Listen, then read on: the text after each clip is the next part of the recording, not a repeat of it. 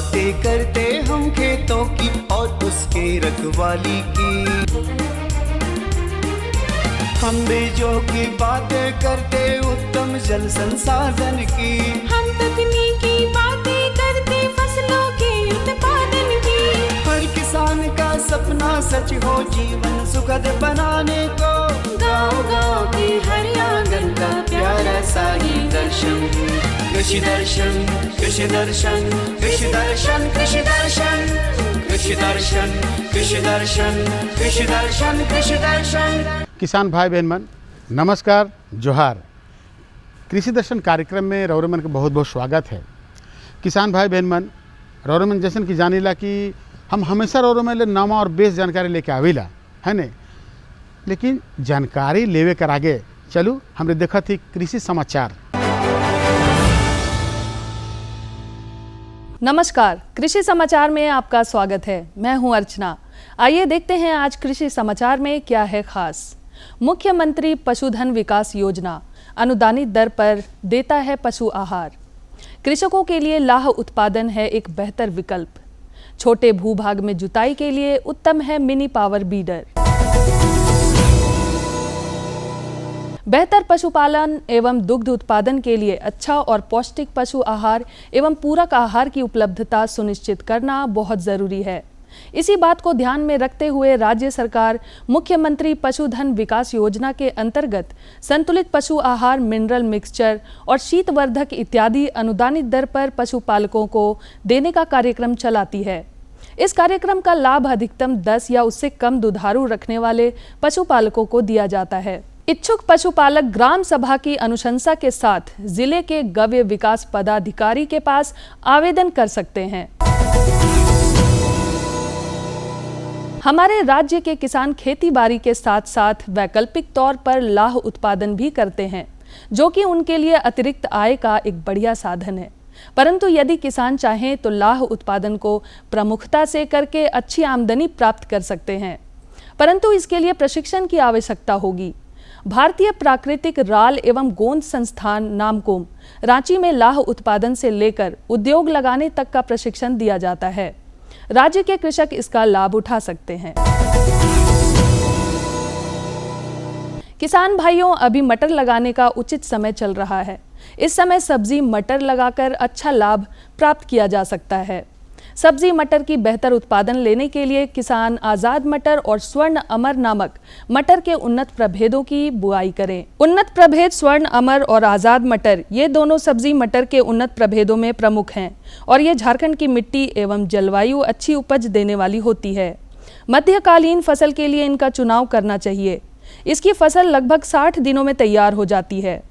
वैज्ञानिक विधि द्वारा इसकी खेती करके लगभग 100 से 120 क्विंटल उपज प्राप्त की जा सकती है।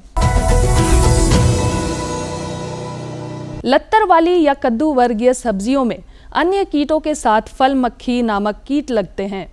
फल मक्खी कीट कोमल फल में छेद कर उसमें अंडा दे देते हैं, जिससे इस कीट का विस्तार तेजी से होता है। ये पूरी फसल को काफी नुकसान पहुंचाते हैं और फलन अच्छी तरह नहीं हो पाता। फल मक्खी के नियंत्रण के लिए ग्रसित पौधों को नष्ट कर दे, लत्तर की जड़ के आसपास अच्छी तरह से निकाई करें। साथ ही मेलाथियान 50 EC दवा की 50 मिलीग्राम मात्रा और 500 ग्राम गुड़ को 50 लीटर पानी में घोलकर पौधों पर छिड़काव करना लाभकारी होता है। छोटे खेत, बागीचों या कम भूभाग में जुताई करना हो तो इसके लिए बहुत ही उपयोगी कृषि उपकरण है मिनी पावर बीडर। मोटर चालित यह मिनी पावर बीडर बहुत ही कम समय में खेत को बुआई के लिए तैयार कर देता है।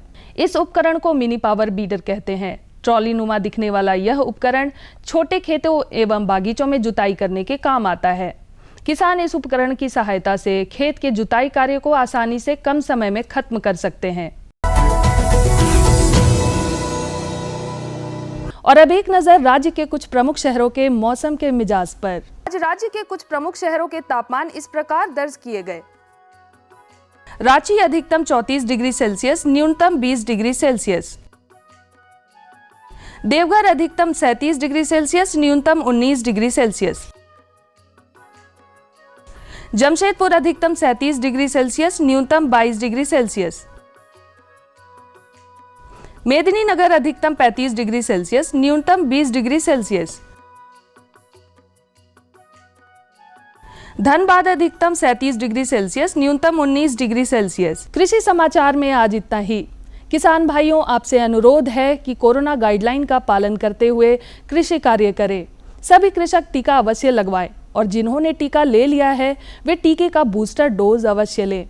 स्वस्थ रहें, सुरक्षित रहें। इसी के साथ अगले अंक तक के लिए दीजिए इजाजत। नमस्कार, जोहार।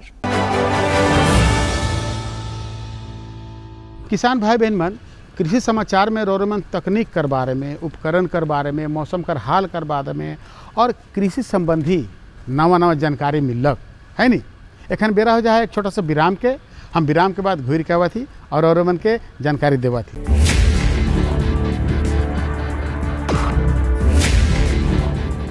भोजन, जल और शुद्ध वातावरण हमारे जीवन का मुख्य आधार है और कृषि इसका मूल स्तंभ।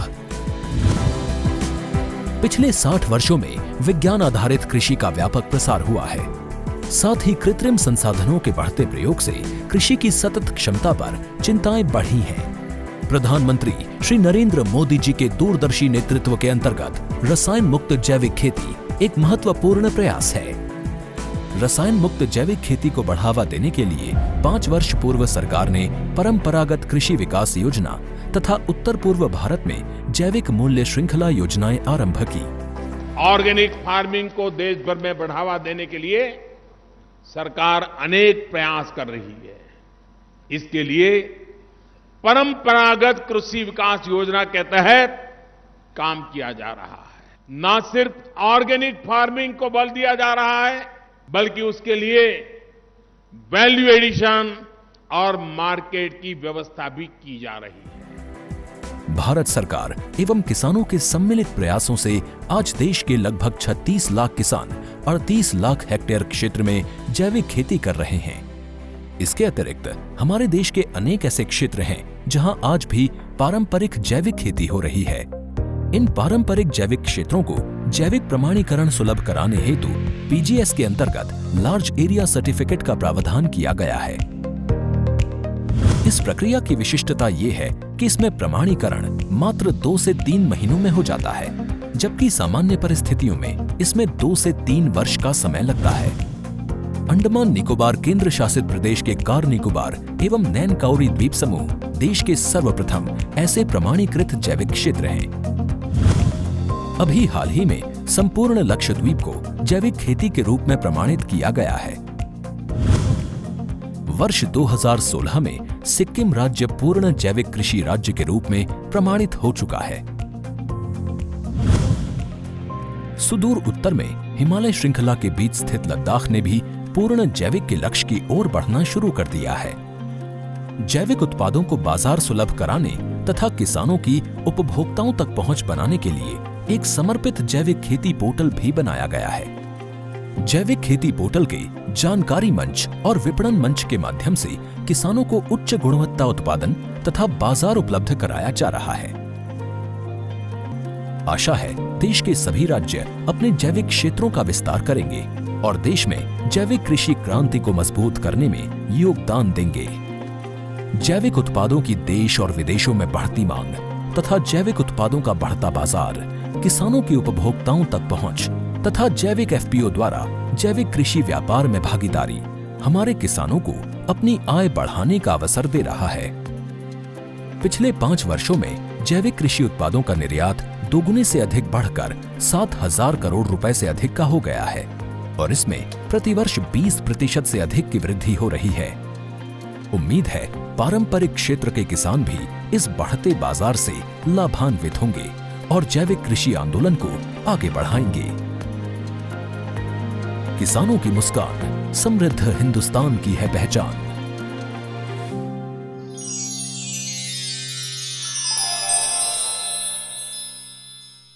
तो किसान भाई बहन मन, विराम के बाद रौरमन के एक बार फिर से स्वागत है और हम अपन कार्यक्रम के आगे बढ़ाती जानकारी को। आज का जो जानकारी है, ये जानकारी है मटर फसल में कीट प्रबंधन कर बारे में, है नी। अब देखो किसान भाई बहन मन, रौरमन मटर कर खेती एत मेहनत से करीला, लगन से करीला और ओकर में अगर कीट हो गलक तो पूरा फसल बर्बाद हो जाला, किसान भाई बहन के बहुत नुकसान होएला, है नहीं। तो इके जानना बहुत ज़रूरी है कीट प्रबंधन कर बारे में। तो चलू हम कीट प्रबंधन कर बारे में रौरेमन के फीचर कर माध्यम से जानकारी दिवा थी। इस समय मटर की फसल में फूल आने लगते हैं। फूल लगते समय कई तरह के कीट और रोग लगने शुरू हो जाते हैं। इनसे उत्पादन पर तो असर पड़ता ही है, साथ ही लागत भी ज्यादा लग जाती है। लिहाजा समय रहते प्रबंधन करना जरूरी हो जाता है। कृषि वैज्ञानिक कहते हैं कि कीट लगने पर पौधों की वृद्धि रुक जाती है। ऐसे में समय रहते प्रबंधन शुरू कर देना चाहिए, नहीं तो उत्पादन नहीं मिल पाता है। जोहार, कृषि दर्शन कार्यक्रम में आपका स्वागत है। किसान भाइयों, आज हम आ चुके हैं ICAR हर प्लांडू में। हमारे साथ कृषि विशेषज्ञ डॉक्टर जयपाल सिंह चौधरी जी उपस्थित है। आज हम इनसे जानेंगे मटर की खेती के प्रबंधन के बारे में, कीट लगने से पहले उसके बचाव के बारे में। हमारे साथ कृषि विशेषज्ञ डॉक्टर जयपाल सिंह चौधरी जी उपस्थित हैं। डॉक्टर साहब, आपका दूरदर्शन के कार्यक्रम में आपका स्वागत है। नमस्कार, जोहार किसान भाइयों। जैसे हम बात कर रहे हैं कि मटर की, अगर मटर में कीट और व्याधियां और उसके साथ में खरपतवार, जो भी मटर के जो शत्रु, अगर हम शत्रु कीट, बीमारी या खरपतवारों की बात करते हैं तो झारखंड के परिप्रेक्ष्य में हम बात करेंगे। सबसे पहले ज़रूरी है कि आजकल कौन सी समस्याएं हैं जो मटर की खेती करने से, जो मटर की खेती में झारखंड के किसानों को सामना करना पड़ रहा है। उसमें जैसे बुआई करते हैं, बुआई के कुछ दिन बाद में अगर हम देखते हैं कि कुछ पौधा जो निकला है, पौधा निकलने के बाद में उसकी पत्तियां पीली पड़ करके पौधा मुरझा करके मर जाता है। किसान भाई, इसमें अगर ध्यान से देखेंगे, अगर मटर का जो मरा हुआ पौधा है उसको खोल के देखेंगे तो उसमें एक छोटा सा पिल्लू मिलेगा। इसको हम स्टेम फ्लाई, तना मक्खी बोलते हैं। इसका प्रकोप होता है पहली अवस्था में। जैसे ही बढ़ता है आपकी फसल, अगर आपने अच्छी ग्रोथ कर रही है तो उसके बाद में उसमें बहुत सारे, कई बार देखते हैं कि लाही और जो लीफ माइनर का इन्फेस्टेशन भी देखने को आप प्राय देखेंगे। अच्छी उपज के लिए मटर की फसल के कीट और रोग की रोकथाम जरूरी होती है। फसल में जहां तक कीट लगने की बात है तो कई ऐसे कीट हैं जो बेहद ही खतरनाक हैं, जैसे कि तना भेदक मक्खी, पत्ती सुरंगक और फली भेदक। ये तमाम हानिकारक कीट हैं जो फसलों को बहुत अधिक नुकसान पहुंचाते हैं। जो खेत है, खेत को आपको अच्छे से तैयार कर लेना है। खेत की तैयारी में करने के लिए आपको 20 से 25 टन प्रति हेक्टेयर FIM गोबर का खाद का प्रयोग करें और उस गोबर की खाद को आप ट्राइकोडर्मा, जो एक फंगस है जो बीमारियों को मारता है, इसका ज़रूर उसमें जो FIM है, गोबर की खाद है, इसमें डालें। इसके डालने का तरीका है कि 1 kg ट्राइकोडर्मा को आप 100 kg FIM में डाल करके खेत में मिला दें और उसके बाद में FIM डालें। इससे आपका खेत उपचारित होगा। दूसरा, बीज का चुनाव। बीज के लिए जो झारखंड के लिए संस्कृत जो भी किस्में हैं, जैसे आज़ाद मटर है, हमारी जो केंद्र का स्वर्ण तृप्ति है, इसके साथ में आप जो GS10 जो प्राइवेट कंपनी का बीज है, इसका आप चुनाव करें। इस बीज के चुनाव के बाद में आपको बुआई का समय सबसे पहले ध्यान देना है। अगर आप अगात बुआई कर देते हैं मटर की तो उसमें तना मक्खी का प्रकोप ज़्यादा होने की संभावना रहती है। अगर आप लेट बुआई करते हैं तो उसमें जो फली छेदक है उसका प्रकोप ज़्यादा होने की और इसके साथ में विल्ट आने की समस्या रहती है। कृषि वैज्ञानिक कहते हैं कि तना बेधक मक्खी ये फसल की कीट जमीन की सतह के पास तने को छेद कर अंडे देती है, जिनसे मैगेट निकलकर पौधों को क्षति पहुंचाते हैं, जिससे पौधा सूखने लगता है। जहां तक इसके नियंत्रण की बात है तो इसकी रोकथाम के लिए बुआई के पहले 10 किलोग्राम थीमेट या 30 किलोग्राम कुराडोन प्रति हेक्टेयर की दर से मिट्टी में मिला दें। बुआई करने के लिए बीज को सबसे पहले उपचारित करें। किसान भाई यहाँ ध्यान दें, बीज को उपचारित कैसे करें। अगर आपको बीज को उपचारित करना है तो FIR का प्रयोग करें।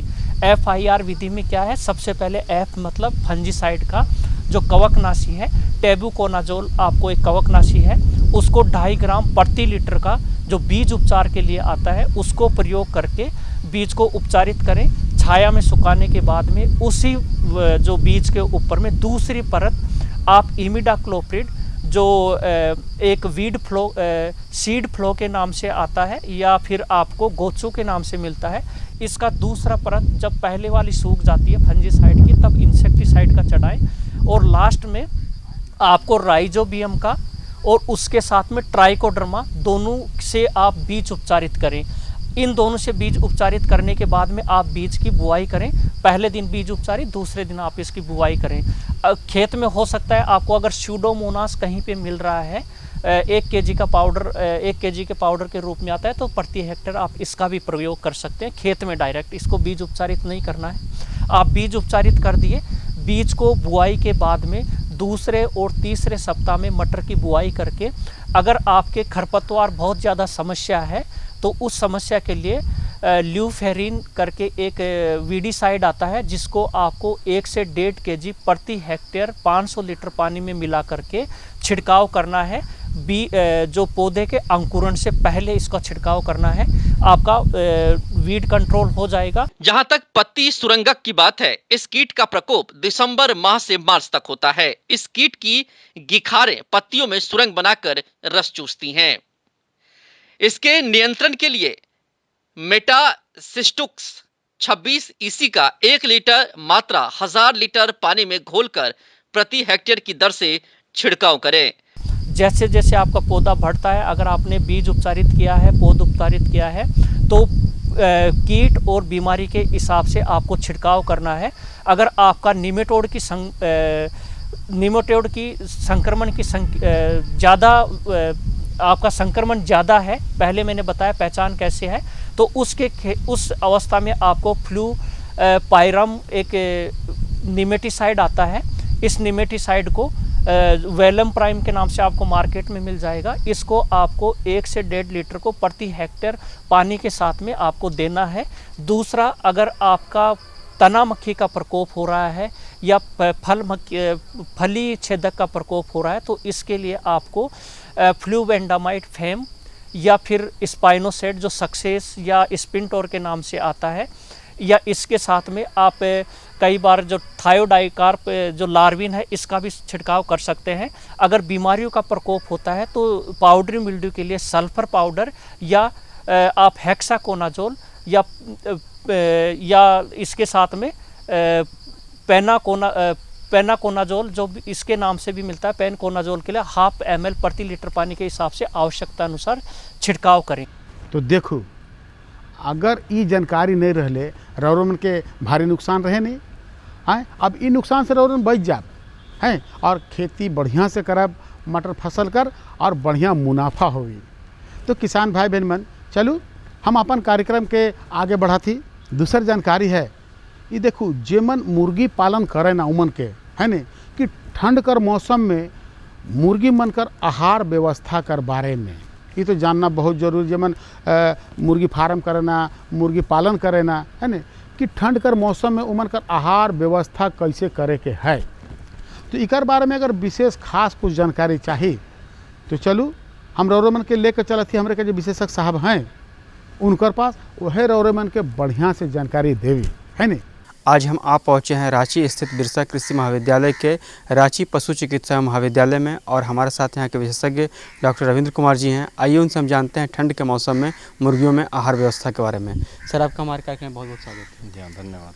अगर सर मुर्गियों में आहार व्यवस्था की बात करते हैं जी, तो आहार का क्या महत्व है मुर्गियों में? मुर्गियों में जैसा कि हम लोग जानते हैं कि मुर्गी पालन जो झारखंड के जो हमारे जो किसान मुर्गी पालन से जुड़े हैं, और लगभग जो ग्रामीण परिवेश के जो किसान हैं, लगभग किसान मुर्गी पालन से जुड़े हैं। तो 2-3 तरह से मुर्गी पालन करते हैं। एक हो गया बैकयार्ड मुर्गी पालन, जो घर में वो देसी या जो संकर नस्ल की जो मुर्गियां हैं उसका पालन करते हैं। दूसरा जो हमारे किसान हैं वो ब्रॉयलर मुर्गी पालन करते हैं। तो ब्रॉयलर मुर्गी का भी काफ़ी बाज़ार में मांग है और वो 1 महीने में तैयार हो जाती है, तो उसको बाज़ार में वो बेचते हैं। और तीसरा, बहुत सारे किसान हैं जो अंडा उत्पादन के लिए मुर्गी पालन करते हैं, इसको लेयर फार्म करते हैं। वो अंडा के लिए वो लेयर मुर्गी को रखते हैं, अंडा उससे उत्पादन होता है, अंडे को बाज़ार में बेचकर उसका मुनाफा करते हैं।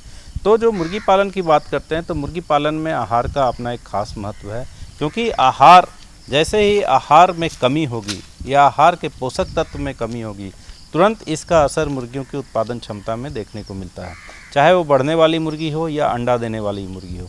जैसे एक छोटा सा उदाहरण देता हूँ कि अगर मुर्गियों में कैल्शियम की मात्रा की कमी हो जाती है तो उसमें देखेंगे जो अंडा जो हो रहा है, अंडे का आकार छोटा हो जाएगा, अंडे का जो छिलका हो, जो कड़ा होता है वो मुलायम हो जाएगा, अंडा बर्बाद बहुत होगा। तो ये इस तरह से पोषक तत्व का काफ़ी महत्व है। इसके साथ ही साथ प्रोटीन की बात करते हैं, एनर्जी की बात करते हैं, तो इन सबों को मिला करके जिसको हम कहते हैं कि संतुलित आहार, अगर हम मुर्गियों को संतुलित आहार देते हैं तभी मुर्गियों से हमें जो है कि उसकी उत्पादन क्षमता या तो बढ़ने की क्षमता या अंडा देने की क्षमता जो होती है वो हमें पूरा मिलेगी। और संतुलित आहार देने से ही हमारे किसान को मुर्गी पालन से ज़्यादा लाभ हो सकता है। डॉक्टर, हम कह सकते हैं कि मुर्गी अगर स्वस्थ रखना है तो आहार व्यवस्था का बड़ा ही महत्व है। अगर आहार व्यवस्था गड़बड़ाता है तो निश्चित तौर पर मुर्गी प्रभावित होते हैं, रोग भी लग सकता है और कहीं न कहीं इसका नकारात्मक असर पड़ सकता है। तो आहार बनाते कैसे हैं? अगर हम आहार बनाते हैं तो किन किन बातों का ध्यान देना है? जी हाँ, मुर्गी में जैसा कि हम लोग जानते हैं कि ज़्यादातर जो मुर्गी पालक हैं वो देखते हैं बना बनाया आहार वो खरीदते हैं और मुर्गियों को खिलाते हैं। लेकिन जो बैकयार्ड तरीके से मुर्गी पालन करते हैं, ग्रामीण परिवेश में मुर्गी पालन करते हैं, वैसे किसान उतने महंगे आहार को नहीं खरीद करके खुद का भी आहार बना सकते हैं। आहार बनाना भी बहुत ही आसान है। सारे जो तत्व हैं वो बाज़ार में उपलब्ध हैं, जैसे मकई, गेहूँ का चोकर, सोयाबीन की खल्ली, सरसों की खल्ली, बादाम खल्ली, मछली का चूर्ण, मिनरल मिक्सचर, नमक, अमीनो एसिड्स, इन सबों को मिला करके हम लोग आहार बनाते हैं। और अलग अलग वर्ग के मुर्गियों के लिए आहार अलग अलग होता है। ऐसे बढ़ने वाली मुर्गियों का आहार अलग होगा, अंडा देने वाली मुर्गियों का आहार अलग होगा, और जो छोटे जो चूजे हैं उनको हम लोग आहार देते हैं तो उसका अलग होगा। इसमें तत्व आहार जो बनाते हैं उसमें सारा तत्व लगभग वही रहता है, लेकिन उसकी मात्रा में अंतर होता है। जैसा कि हम जानते हैं कि जो छोटे बढ़ने वाली जो मुर्गियां हैं, बढ़ने वाले जो बच्चे हैं, उसमें देखा जाता है प्रोटीन की मात्रा अधिक होती है, ताकि वो जो प्रोटीन से उनके जो बढ़ने की क्षमता अधिक हो। उसी तरह से अंडे देने वाली जो मुर्गी होती है उसमें देखते हैं प्रोटीन की मात्रा कम होती है, लेकिन अन्य पोषक तत्व जैसे कैल्शियम, फास्फोरस की मात्रा को बढ़ाते हैं। तो इस तरह सभी वर्गों के लिए हम लोग अलग अलग तरह से आहार बनाते हैं और मुर्गियों को दे करके, और उससे जो उत्पादन क्षमता होती है उससे हमारे किसानों को लाभ होता है। डॉक्टर साहब ने बताया किस तरीके से आहार बनाया जाता है, उसमें क्या क्या दिया जाता है, कितनी मात्रा में दिया जाता है, इसकी जानकारी आपने हमें दी। ठंड का मौसम अगर की बात करते हैं तो ठंड का मौसम आ चुका है, मुर्गी पालन जो कर रहे हैं तो उनको किस तरीके से आहार देना है ताकि मुर्गियाँ स्वस्थ रहें, और क्या परेशानी ठंड के मौसम में क्या परेशानी होती है? जी हाँ, ठंड के मौसम में अभी ठंड के मौसम जो है अभी दस्तक दे चुका है, और जो हमारे किसान भाई जो हैं अभी उनके लिए समय है कि अभी सावधान हो जाएं, अपनी मुर्गियों को अच्छी तरह से सहेज कर रखें ताकि जो ठंड का मौसम है उसका कुप्रभाव मुर्गियों पे ना पड़े। तो इसके लिए जो वातावरण में बदलाव हो रहा है उसके हिसाब से हमारे किसानों को भी बदलना होगा और मुर्गियों को उस हिसाब से रखना होगा। ठंड के मौसम में सबसे ज़रूरी चीज़ है कि वातावरण का तापमान जो है कमता है। जैसा कि हम लोग जानते हैं कि मुर्गियों में भी जो शरीर का तापमान एक नियत तापमान होता है, और वातावरण का तापमान यदि कमने लगता है तो उसके हिसाब से शरीर भी उस तरह से एडजस्ट करती है।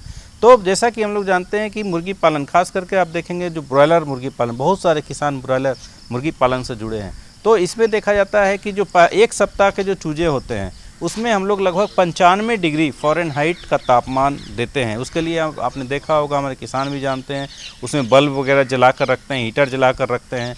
उसके दूसरे सप्ताह में जो वातावरण का तापमान में कमी करते हैं और 90 डिग्री, तीसरे सप्ताह में 85 डिग्री, चौथे सप्ताह में 80 डिग्री और सातवें सप्ताह में लगभग 75 डिग्री तापमान पे हम उसको मेंटेन करते हैं।